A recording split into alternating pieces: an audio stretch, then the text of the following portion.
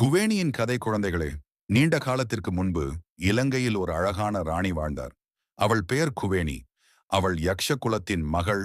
அழகு, புத்திசாலி, நல்ல இதயம் கொண்டவள்.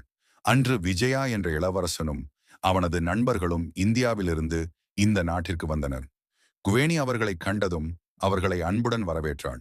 அவள் அவர்களுக்கு உணவளித்தாள், அவர்களை பாதுகாத்தாள் மற்றும் தனிமைப்படுத்தப்பட்ட நாட்டில் ஒரு தோழியானாள். குவேணி விஜயனுடன் வாழ்ந்தாள். அவர்களுக்கு 2 குழந்தைகள் பிறந்தன. எனது மகிழ்ச்சி இங்குதான் தொடங்குகிறது என்று அவள் நினைத்தாள்.